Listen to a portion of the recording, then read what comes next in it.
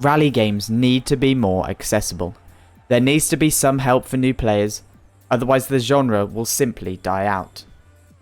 Sim versus arcade, hardcore versus accessible. These are the ongoing battles between online racers.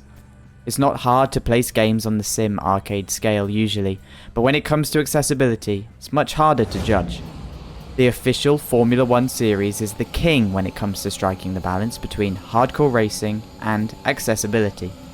With a huge amount of settings and options that allow brand new and younger players to find their feet, the game still challenges even the best when they are switched off. This is the example rally titles need to follow. Many racers will say that a true sim like iRacing or Automobilista 2 is the hardest racing game around, but they would be wrong.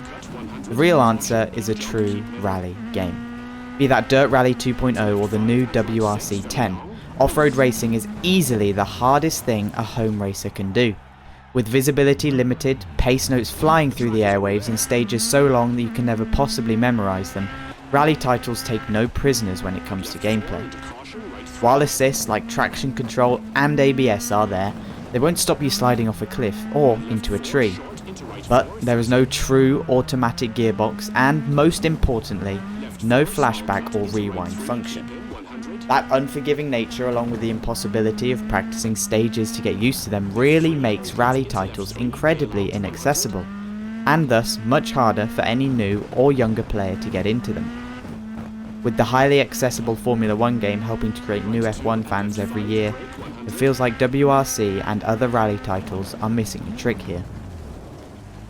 Building in accessibility to the rallying titles should be the focus of developers now. With racing growing in popularity, rallying is getting left behind. The first thing to do is introduce more tutorials. Firstly, about what the pace notes actually mean, and then some actual rally driving techniques since it is so different from circuit racing. Then, it's time for some in-game help. Rewinds are key for new players, giving them a chance to undo a mistake and stay competitive along the stage. Speaking of stages, there needs to be practice modes where they are cut up into manageable sections for practice. You'll never get comfortable with a 21-kilometer stage if you have to run the whole thing every time you practice it.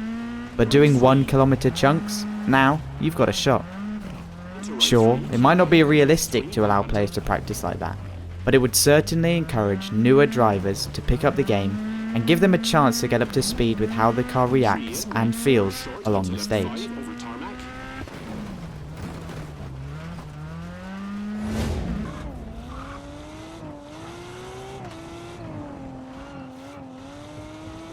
Right 5, hard brake, into left 2, tightens.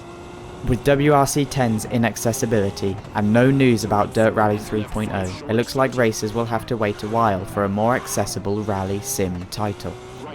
Codemasters gets its hand on the WRC license in 2023, and that is probably our best bet for a title that balances sim racing with a more gentle learning curve.